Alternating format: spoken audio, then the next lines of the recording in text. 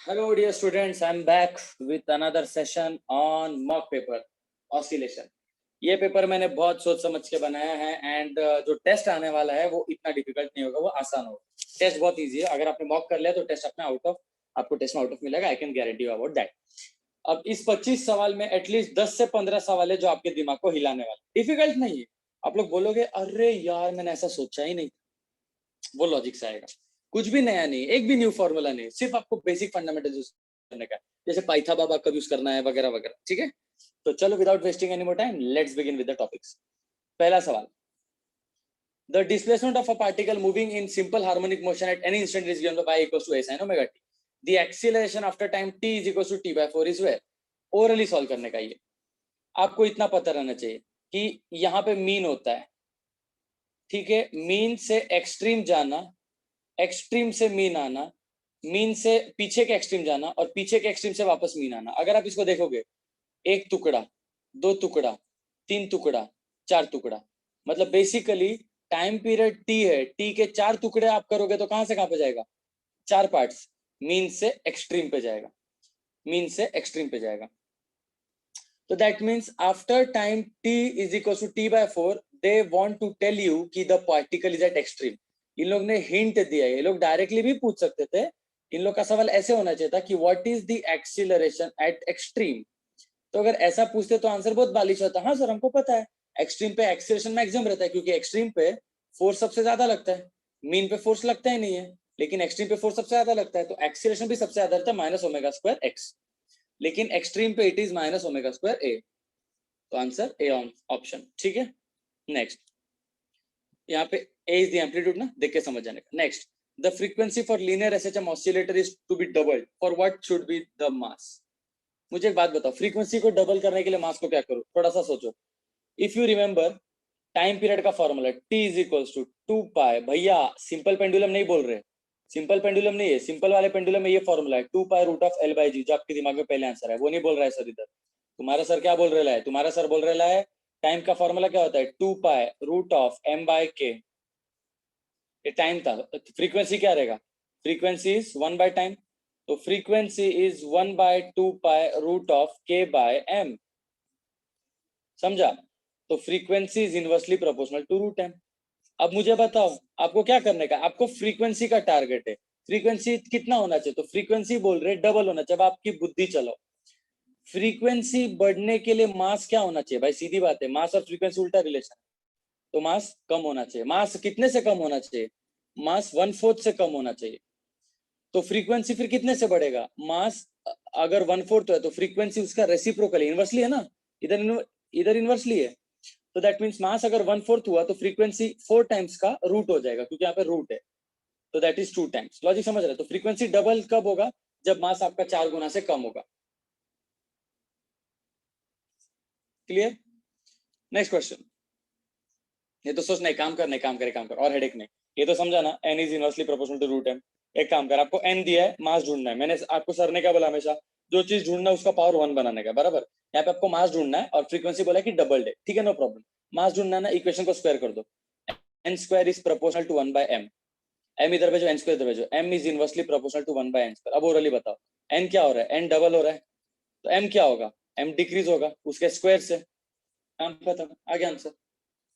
अगला सवाल, in the simple harmonic motion the path length is 4 centimeter. ए भाई पाथ लेंथ 4 सेंटीमीटर, सीधी बात है, पाथ 4 है, मतलब मीन से एक्सट्रीम से एक्सट्रीम, एक्सट्रीम टू एक्सट्रीम 4 है, सो एम्पलीट्यूड कितना होगा? 2 होगा, तो amplitude is 2 and the maximum acceleration A दिया है 2 पाई स्क्वायर।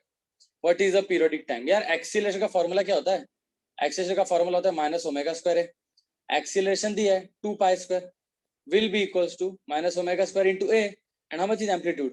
2, 2 उड़ा दो, तो omega square is equal to pi square, minus को इग्नोर कर दो अभी थोड़ी देर के लिए, omega square equal to pi square, omega equal to pi, root ले लो। What is the formula of omega? 2 pi by T, तो 2 pi by T is equal to pi, pi pi उड़ा दो, 2 by T is equal to 1, reciprocal ले लो, t by 2 equal to 1, t is equal to 2।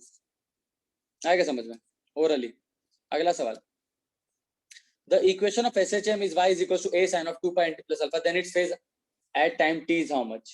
यार phase क्या होता है? पहली सी बुद्धि चलाओ, याद रखना, अगर पार्टिकल मीन से चालू हो रहा है, अगर पार्टिकल मीन से स्टार्ट होता है, अपने पास फॉर्मूला क्या था, y is equal to a sine of omega T.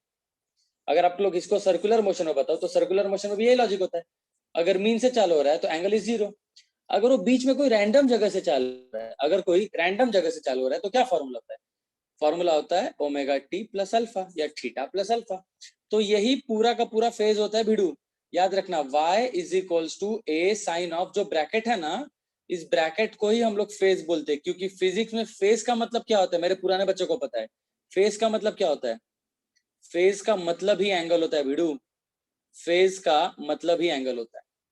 तो बेसिकली ये यही फेज है, यही पूरा का पूरा फेज है। भले 42 सवाल लग रहा है बट ये इंपॉर्टेंट है 42 सवाल। अगला सवाल, पार्टिकल का मास दिया है, एसएचएम बोला है, रिस्टोरिंग फोर्स के लिए आपको स्प्रिंग कांस्टेंट बोला है, आपको टाइम पीरियड पूछा है। थोड़ा सा शब्द देखो, शब्दों का प्रयोग, मास दिया है, the restoring force is provided by spring of force constant this much. तो के पता है, मास पता है, आपको निकालना है पीरियड। यार थोड़ा सा देखो ना, आप लोगों ने अभी लॉजिक समझा रहेगा, के और एम का रिलेशन टाइम के साथ तो नहीं है, मुझे पता है कि के और एम का रिलेशन ओमेगा स्क्वायर के साथ है, बट ओमेगा का टाइम के साथ है ना रिलेशन।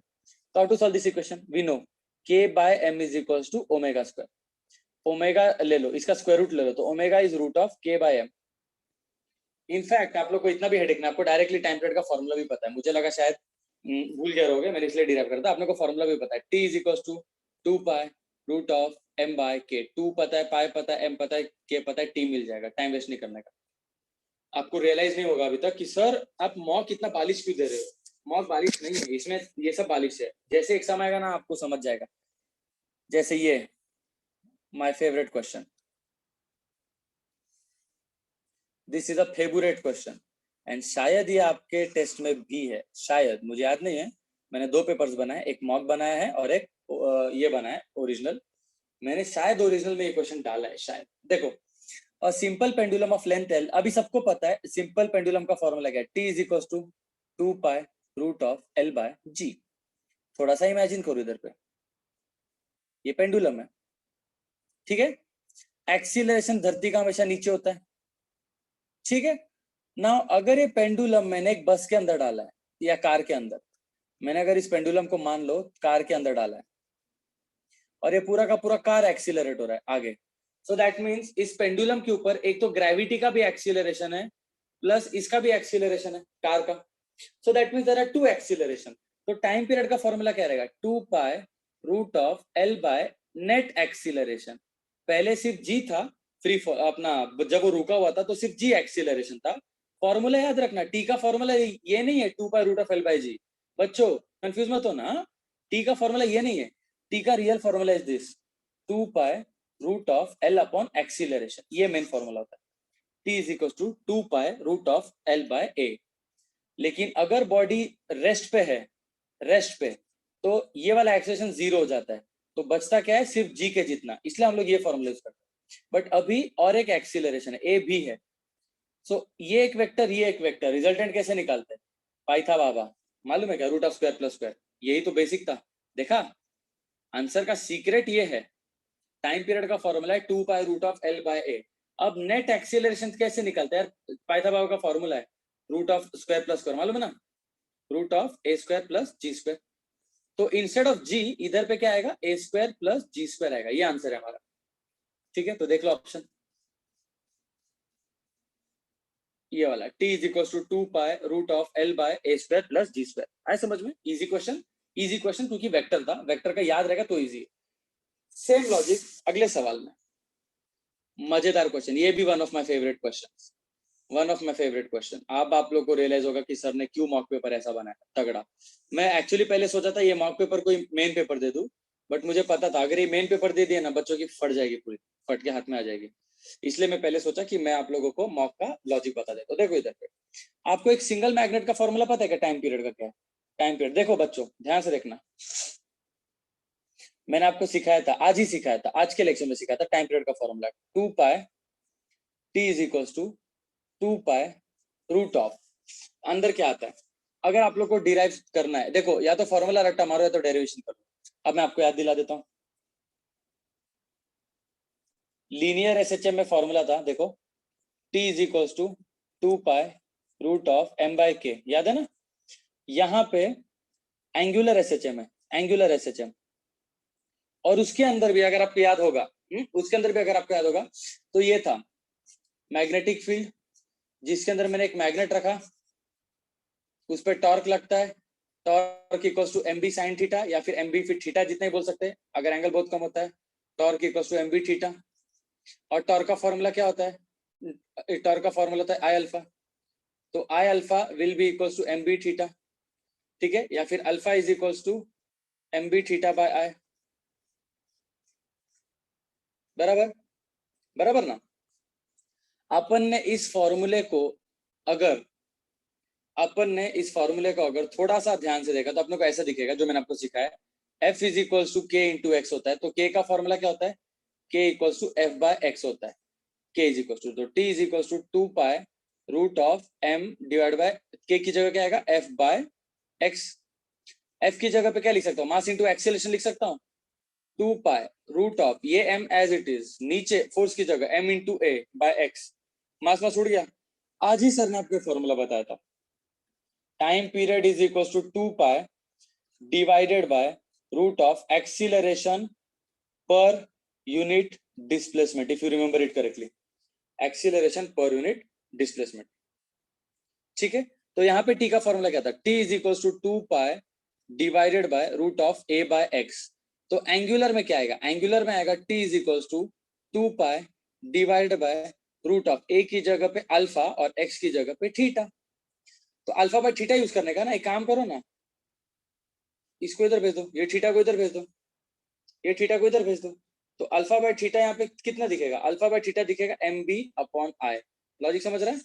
देखो मैं आपको डिराइव भी करके बता रही, ये सब डायरेक्ट फॉर्मूला है आपके टेक्स्ट बुक में, इफ यू ओपन ना आपके स्टेट बोर्ड के टेक्स्ट बुक में, और मैंने आपको फॉर्मूला भी लिखा है, ये टेक्स्ट बुक में ये डायरेक्ट फॉर्मूला है, टेक्स्ट बुक में ये डायरेक्ट फॉर्मूला है जो आपको पता रहना चाहिए, या तो पता करो या तो डेरिवेशन आना चाहिए। तो time period is equal to 2 pi divide by root of alpha by theta, alpha by theta is how much? M b upon I, m b upon I, ठीक है। आई को ऊपर ले लो फिर, तो t is equal to 2 pi root of I by m b, ये basic formula है जब आपने एक मैग्नेट यूज किया, एक मैग्नेट। अब इन लोग ने क्या बोला? दो मैग्नेट्स का अपन लगाया, सेम डायमेंशन, उनका मोमेंट दिया है m1 m2। मेरा जो m लेटर है ना, उन लोग के पास म्यू लेटर है, म्यू को m ही बोल दो, ये m ही है, सिर्फ दो दो m है, m1 और m2। और यहाँ पे क्या लिखा है, अपन उनको ज्वाइन कैसे किया देखो, so as to perform, हाँ, when the like poles are joined together, मतलब first magnet north south, second magnet also north south. तो फर्स्ट मैग्नेट का dipole moment south to north, second magnet का dipole moment south to north, so the net dipole moment will be m1 plus m2, that's it. तो instead of m ना, आपको सिर्फ m1 plus m2 करना था, तो t is equal to 2 pi root of i divided by m1 plus m2 into b। Look at the option, option b is the correct option. Logic समझा? तो solve कैसे किया? सॉल्व कैसे किया थोड़ा सा याद करो। सॉल्व ऐसे किया अपन ने, ये बोल के कि भाई टी का फॉर्मूला मुझे पता था, T is equal to 2 pi root of I by m b, ये डायरेक्ट फॉर्मूला है, ये टेक्स्ट बुक का डायरेक्ट फॉर्मूला है, हमको पता रहना चाहिए, ये टेक्स्ट बुक का डायरेक्ट फॉर्मूला है। यहाँ पे सिर्फ एक हिंट दिया है, दो मैग्नेट को कंबाइन किया, दो मैग्नेट को कंबाइन किया, और ऐसे कंबाइन किया कि नॉर्थ के नीचे नॉर्थ, साउथ के नीचे साउथ, तो दोनों का मैग्नेटिक मोमेंट सेम डायरेक्शन में, इसलिए m की जगह पे m1 प्लस m2 लिख लेंगे और आंसर सेम आएगा। Next question, frequency of the oscillation is, अब ऐसा में आपको डिसाइड करने का है कि ये दोनों सीरीज में कि पैरेलल। बच्चों थोड़ा सा याद रखो, यहाँ पे फ्रीक्वेंसी है, फ्रीक्वेंसी तो नहीं पता बट टाइम का फॉर्मूला पता है ना, t is equal to 2 pi root of, क्या फॉर्मूला है? t is equal to 2 pi root of m by k। Mass same है ना, ठीक है, मास सेम है, मास सेम है, ओके। तो बचा क्या? सिर्फ k बचा। अब ये देखो, टाइम का फॉर्मूला है, फ्रीक्वेंसी क्या होता है रे? फ्रीक्वेंसी टाइम का उल्टा होता है ना, तो frequency is 1 by 2 pi root of k by m। 1 by 2 pi तो कांस्टेंट है, और इन लोग ने बोला है the frequency is proportional to, तो कांस्टेंट हटा, तो n is proportional to root of k by m। अब बस ये डिसाइड करो ये स्प्रिंग सीरीज में है कि पैरेलल में। कैसे पता? कि स्प्रिंग सीरीज में, या कैसे पता स्प्रिंग पैरेलल में? तो आंसर ये है, बहुत सिंपल, पहले का डिस्प्लेसमेंट दूसरे का डिस्प्लेसमेंट ऐड किया तो टोटल मिलता है, ये सीरीज होता है। और पैरेलल में पहला जितना हिल रहा है उतना ही दूसरा हिल रहा है, ये पैरेलल का लॉजिक है। ध्यान से देखना, सीरीज में मेरे को कैसे पता सीरीज में होता है, अगर एक स्प्रिंग के नीचे ही दूसरा स्प्रिंग लगाया और फिर मास लगाया, तो मास अगर 10 सेंटीमीटर से हिला है तो उसके पीछे हो सकता है 2 सेंटीमीटर से पहला स्प्रिंग हिला रहेगा और 8 सेंटीमीटर से दूसरा स्प्रिंग हिला रहेगा।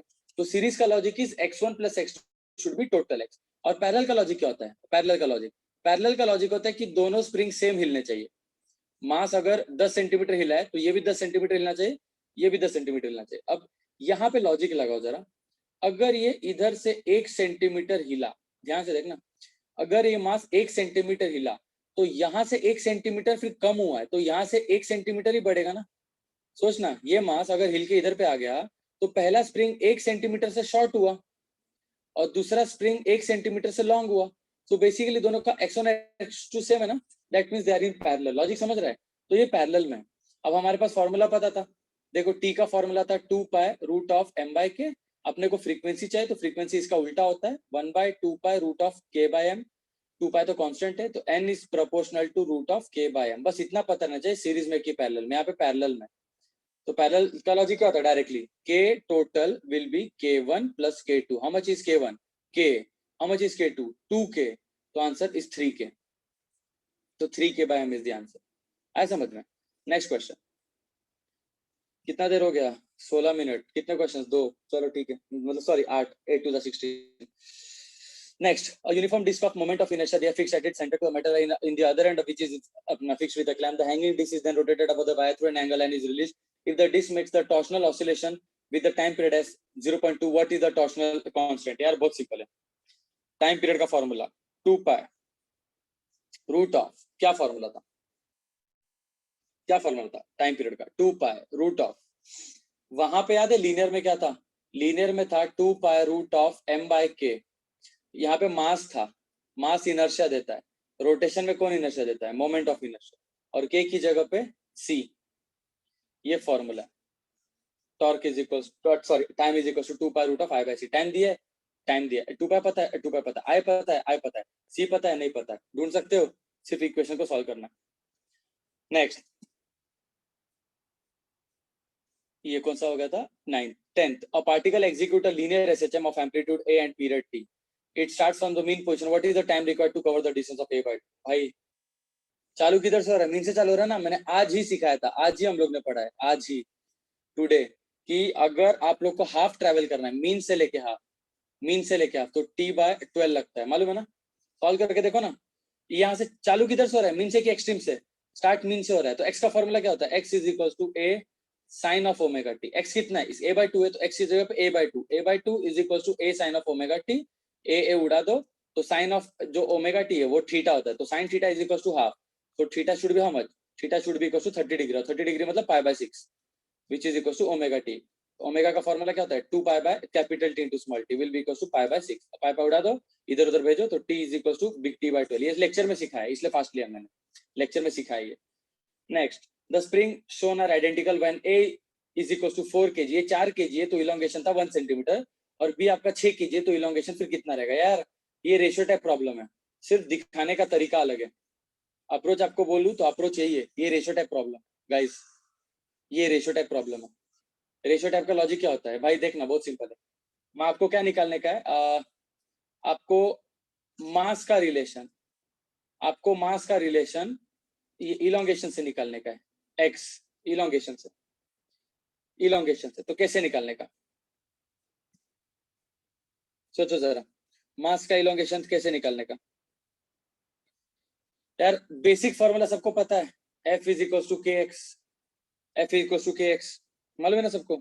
और फोर्स की जगह पे क्या आएगा? ये वेट लग रहा है ना, इस पे वेट mg लग रहा है, तो mg इज इक्वल टू के एक्स, या फिर x is equal to mg by k. g तो कांस्टेंट है, x is equal to m by k. अभी आप लोग को क्या निकालने का? आपको सेकंड का x निकालना है, तो ठीक है ना, x2 अपॉन x1, दूसरे पेन से लिखता हूँ, x2 upon x1 will be is equals to, x और मास डायरेक्टली प्रोपोर्शनल है, तो इधर पे आएगा m2 अपॉन इधर पे आएगा m1, ये दोनों तो डायरेक्टली प्रोपोर्शनल है, x और मास डायरेक्टली है, तो जिधर पे x उधर पे मास, अगर x2 ऊपर है तो m2 ऊपर है, x1 नीचे तो m1 नीचे। बट k के साथ तो उल्टा रिलेशन है, x और k उल्टा रिलेशन, तो x2 ऊपर है तो k2 किधर रहना चाहिए, k2 नीचे रहना चाहिए, और x1 नीचे तो k1 कहाँ पे रहना चाहिए, तो k1 ऊपर रहना चाहिए। अब मेरे को बताओ यहाँ पे k1 फिर कितना रहेगा रे फर्स्ट केस में, फर्स्ट केस में k1 is only equal to k, and second case में ये कितना है बच्चों, इस सीरीज में कि पैरेलल में, ये सीरीज में है ना, सॉरी ये सीरीज में। अब सीरीज का लॉजिक क्या होता है, 1/k total will be equals to k1 plus k2, 1/k1 plus 1/k2। अरे लॉजिक पता है ना, रेजिस्टेंस इन सीरीज पैरेलल, जैसे रेजिस्टेंस इन पैरेलल का लॉजिक लगाते हैं ना 1/r1 प्लस 1/r2, यही लॉजिक यहाँ पे सीरीज में लगाने का। So 1/k total equals to 1/k plus 1/k. 1/k plus 1/k is 2/k. This is equals to 1/k total. So k total will be how much? K total will be equals to k by 2. In other words, k1 कितना है? k1 सिर्फ k जितना है, और k2 कितना है? k by 2 जितना। Oral है भाई, ये 1 और ये 1 तो आंसर आधा, ये 10 आंसर 5। आएगा समझ में? m2 कितना? m2 दिया आपको 6, m1 कितना? m1 दिया 4, सिर्फ वैल्यू डालो। x2 upon x1 will B m2 की जगह 6, m1 की जगह 4 इंटू k1 इज सिर्फ k और k2 is k by 2, k के उड़ गया 2 को ऊपर लेके जाओ, तो x2 upon x1 will B 2 ऊपर चला गया, 6 2 12, 12/4 इज इक्वल टू 3, तो x2 equal to 3x1, x2 is equal to 3 into x1, x1 कितना है 1 सेंटीमीटर, तो x2 विल बी 3 सेंटीमीटर। आ गया आंसर।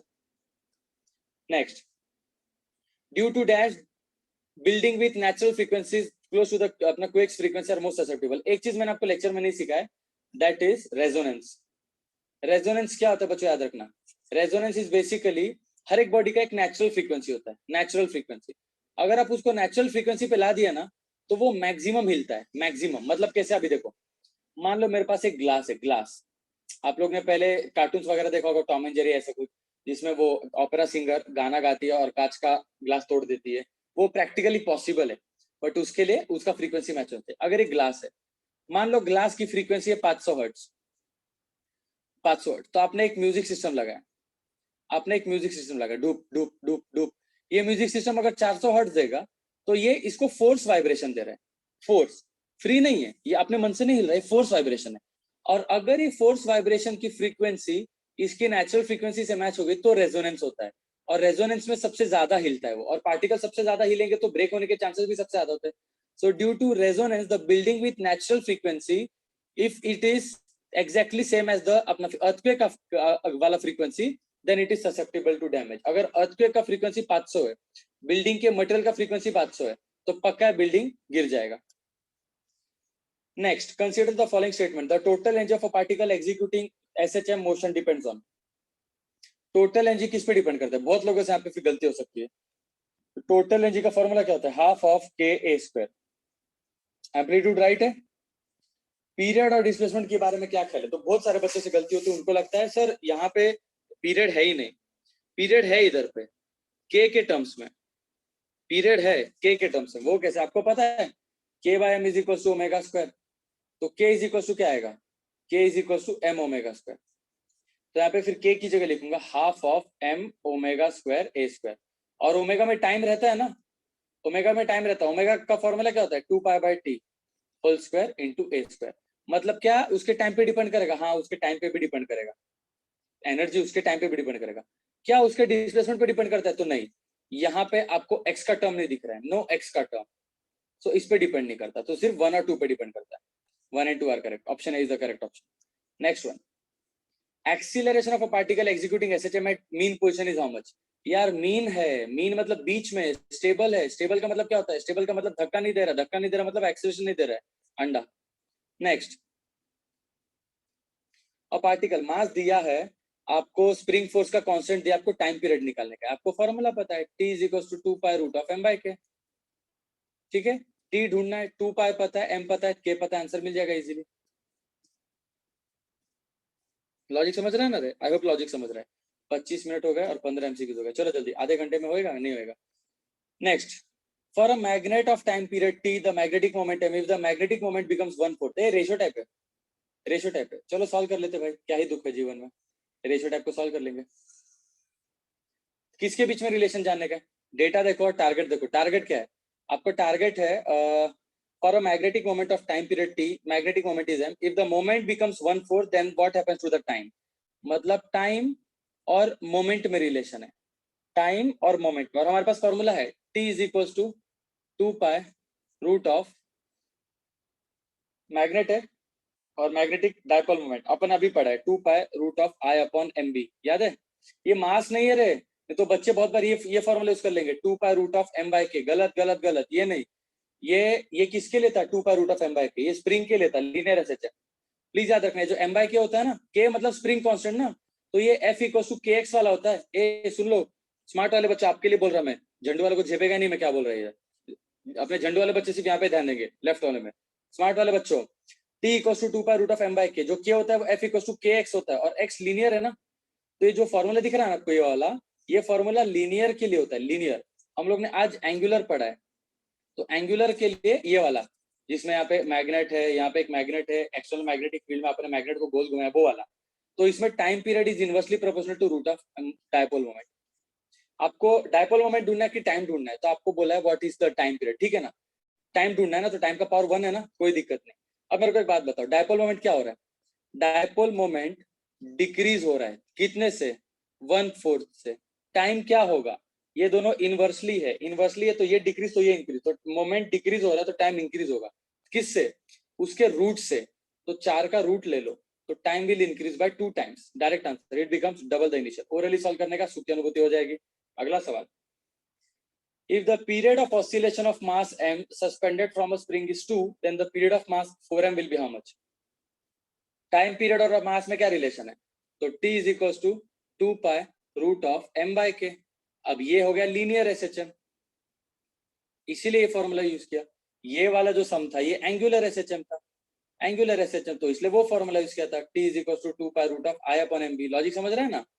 तो यहाँ पे मैंने ये फॉर्मूला यूज किया, तो यहाँ पे टाइम का क्या रिलेशन? Time is directly proportional to root है, तो मास फिर कितना हुआ? मास आपका 4 गुना हो गया, मास इंक्रीज बाय 4 टाइम्स। टाइम क्या होगा? Time increase by 2 times. Directly है तो ये बढ़ेगा तो ये भी बढ़ेगा, ये रूट से बढ़ रहा है तो 4 बढ़ रहा है, तो ये रूट से बढ़ेगा तो 2 से बढ़ेगा, इसका डबल 2 टाइम्स। ओरिजिनल सेकंड कितना था? 2 सेकंड, तो न्यू कितना होगा उसका डबल 4 सेकंड। आगे आंसर। अगला सवाल, the type of motion of a torsional pendulum is, अगर आपका टॉर्शन वाला जो पेंडुलम होता है ना, टॉर्शन टॉर्शन जैसे डिस्क है मेरे पास, मैं इस डिस्क को गोल घुमा रहा, तो वो एसएचएम होता है, दैट इज एंगुलर एसएचएम। ये एसएचएम क्यों है? क्योंकि इसमें जो टॉर्क होता है, टॉर्क का फॉर्मूला देखो जरा, torque equal to C theta. तो क्या मैं बोल सकता हूँ थीटा चेंज करूंगा तो टॉर्क चेंज होगा, थीटा चेंज करूंगा तो टॉर्क चेंज होगा? ये टॉर्क चेंज होगा, तो ये एसएचएम है, क्योंकि एसएचएम का मतलब ही होता है the force should be variable. आगे आंसर। नेक्स्ट क्वेश्चन, 19वां करना है। कितना टाइम हो गया? 28। 20 हाफ आवर में तो नहीं आएगा, बट थोड़ा सा ज्यादा हो जाएगा, बट कुछ नहीं, आपको झेप गया बहुत अच्छे से, ठीक है, आई होप झेपा, आई होप। 20वां सवाल, नहीं 20वां नहीं, 19वां। Period of oscillation of a pendulum is T, earth के सरफेस पे, तो माइन के अंदर क्या हो गया? टी का formula T is equal to 2 pi root of L by g. शब्द देखो, सिंपल पेंडुलम, तो time is inversely proportional to root of g. तो मतलब जी अगर डिक्रीज होगा तो टाइम बढ़ेगा ना। आपको बोला माइन के अंदर क्या हो रहा है यार, आप लोग अगर धरती के अंदर गड्ढा करके जाओगे तो एक्सीलरेशन डिक्रीज होता है, पता है ना? जब आप लोग धरती के अंदर भी गड्ढा करके जाते हो, अपने पास फॉर्मूला भी था G D is equal to G into 1 minus D by, ये सब आपने ग्रेविटी में पढ़ा है, सब भूल जाओ, इतना तो याद रखो।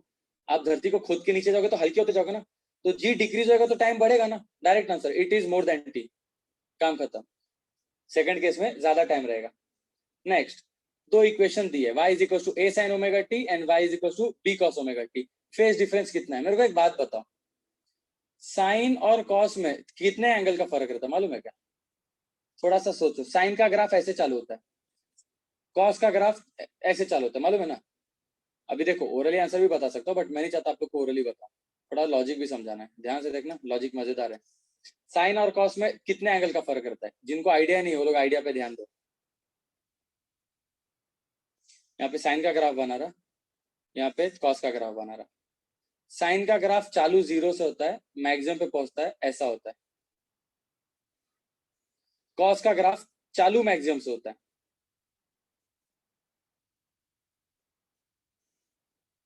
ऐसा होता है। अब दोनों ग्राफ को मैच अगर करना है, ये साइन का ग्राफ है, ये कॉस का ग्राफ है, दोनों ग्राफ को अगर मेरे को मैच करना है, तो पहले ग्राफ का मैं कितना फिर टुकड़ा निकाल दूं जिससे मैच हो जाएगा? देखो जरा, अगर मैं इस ग्राफ का इतना टुकड़ा निकाल दूं, अगर मैं इस ग्राफ का इतना टुकड़ा निकाल दूं और ये पार्ट को स्ट्रेच करके इधर लेके आऊं, ये पार्ट को स्ट्रेच करके इधर लेके आऊं, तो क्या ये पार्ट सेम नहीं हो जाएगा? हाँ सर, ये पार्ट और ये पार्ट सेम हो जाएगा। तो बेसिकली यहाँ पे एक पूरे वेव का चौथा हिस्से का प्रॉब्लम, ये पूरे वेव का 1/4 पार्ट निकालना पड़ेगा। 1/4 पार्ट, एक वेव का कितना एंगल रहता है? एक वेव का एंगल रहता है 2 पाई, तो उसके 1/4 वेव का कितना रहेगा? 1/4 वेव का 1/4 वेव का एंगल रहेगा π/2, 90 डिग्री। अरे एक वेव का एंगल कितना होता है? 360, 360 के 4 टुकड़े करो, एक टुकड़ा, 2 टुकड़ा, 3 टुकड़ा, 4 टुकड़ा, इसके 4 टुकड़े करो, कितना है आंसर? 90 डिग्री। तो साइन और कॉस में 90 डिग्री का फर्क रहता है, 90 degree. Next, the time period of a second pendulum is 2. The spherical bob which is empty from inside has a mass of this much. This is now replaced by another solid bob of the same radius but having a different mass of 100 gram. New time period. यार formula time period का इतना याद रखो, t is equals to 2 pi root of L by G. ये आपका ये है, क्या बोलते हैं, स्ट्रेंज क्वेश्चन या लॉजिक सवाल है। Time period does not depend on mass, time does not depend on मास। तो फास्ट जा रहा है कि स्लो जा रहा है वो लेंथ और एक्सेलरेशन पे डिपेंड करता है, मास पे डिपेंड नहीं करता। यही रीजन है कि स्पाइडरमैन भी बहुत फास्ट बिल्डिंग के इधर से उधर जाता है, स्पाइडरमैन भी बहुत फास्ट इधर से उधर जाता है, भले स्पाइडरमैन का मास बहुत कम है तो भी, क्योंकि टाइम मास पे डिपेंड ही नहीं करता। तो पहले वाले में टाइम 2 है तो बाद वाले में भी टाइम 2 ही रहेगा। Strange question, isn't it? अगला सवाल, the acceleration due to gravity is this much, then the time period of the अपना simple free pendulum of length 1 meter is how much? t का formula 2 pi root of L by G। तो t is equals to 2 pi root of length कितना है? Length 1 metre है तो 1, g कितना है? pi square. तो t is equals to 2 pi, what is the root of pi square? pi उड़ा दो, t is equals to 2 second। Next, the phase of a linear harmonic oscillation is found to increase by this much to again a चुम्मा problem, again अचुम्मा problem. एक ठंडे दिमाग से देखना, आपको frequency ढूंढना है, ठीक है? देखो आपका अप्रोच कैसा रहना चाहिए, आपका अप्रोच कैसा रहना चाहिए, तो ये अप्रोच है। देखो आपको फ्रीक्वेंसी ढूंढना है, फ्रीक्वेंसी मालूम पड़ेगा जब टाइम पता रहेगा। टाइम कैसे ढूंढोगे? टाइम क्या होता है? एक ऑसिलेशन को टाइम, टाइम क्या होता है? एक ऑसिलेशन को कितना टाइम लग रहा है। अब आप लोग सोचो, 10 पाई एंगल बना रहा है, हाँ एंगल वो 10 पाई बना रहा है, तब उसको 10 सेकंड लग गया। यार 10 पाई मतलब कि कितना राउंड? थोड़ा सा बुद्धि लगाओ ना, थोड़ा सा बुद्धि लगाओ। अगर मैं इसको 5 से डिवाइड कर दूं, अगर मैं इसको 5 से डिवाइड कर दूं तो ये 2 पाई हो जाएगा ना। तो 2 पाई को कितना टाइम लग रहा है? 2 सेकंड लग रहा है। अब सोचो 2 पाई क्या होता है? 2 पाई मतलब एक राउंड, 2 पाई मतलब एक राउंड या फिर एक ऑसिलेशन।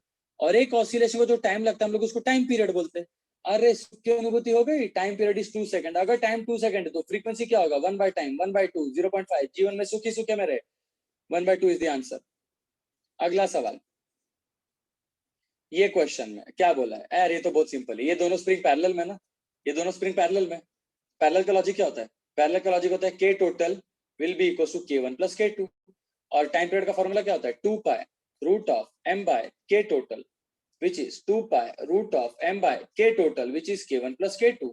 आ गया आंसर, ठीक है? अगला सवाल, आखिरी, the ratio of frequency of the pendulum is 2/3, उनका लेंथ का रेशियो क्या रहेगा? यार टाइम पीरियड का फॉर्मूला पता है मेरे को, 2 pi root of L by G। 2 pi window के बाहर फेंको, G को विंडो के बाहर फेंको। फ्रीक्वेंसी का क्या फॉर्मूला रहेगा? फ्रीक्वेंसी इज 1 बाय टाइम ना, तो टाइम और लेंथ डायरेक्टली, अगर मैं टाइम का रेसिप्रोकल लूं तो लेंथ भी नीचे जाएगा, तो frequency is inversely proportional to root of length. Frequency आपको क्या पूछा है? लेंथ का रेशियो पूछा है कि फ्रीक्वेंसी का रेशियो पूछा है? आपको फ्रीक्वेंसी का रेशियो दिया है, लेंथ पूछा है, तो लेंथ का पावर हाफ है ना, तो स्क्वायर कर दो। जो पूछा होता है ना उसका पावर 1 बनाने का, तो स्क्वायर कर दो। तो n square is proportional to 1 by L, ठीक है? इसको इधर, इसको इधर, तो L is proportional to 1 by n square. अब मेरे को बताओ n क्या हो रहा है? n बढ़ रहा है कि कम हो रहा है? अरे वो भी छोड़ो ना, आपके पास डायरेक्ट आंसर है, आपको लेंथ का रेशियो चाहिए, बराबर। L1 upon L2 will be, L और n उल्टा रिलेशन है ना, तो N2 अपॉन N1 का स्क्वायर। यहाँ पे क्या दिया आपके पास? आपके पास गिवन डेटा देखो, गिवन डेटा क्या है? गिवन डेटा है द फ्रीक्वेंसी का रिलेशन दिया, N1 अपॉन N2 दिया, वो कितना है? 2/3। अपने को N1 बाय N2 चाहिए क्या? नहीं, अपने को N2 बाय N1 चाहिए। क्यों सर? लेंथ और n इनवर्सली है, तो L1 अगर ऊपर है तो उसका N1 नीचे रहना चाहिए। तो N2 अपॉन N1 है ना, ये N1 बाय N2 आपका 2/3 है, तो N2 बाय N1 क्या होगा? उल्टा कर दो, उल्टा कर दो, तो 3/2 होगा। तो यहाँ पे 3/2 का स्क्वायर डालना है, तो L1 by L2 will be equals to 3/2 का स्क्वायर which is 9/4। आ गया आंसर। I hope you guys have understood. तो चलो बच्चों, all the best for the exam, will meet tomorrow, tata bye bye.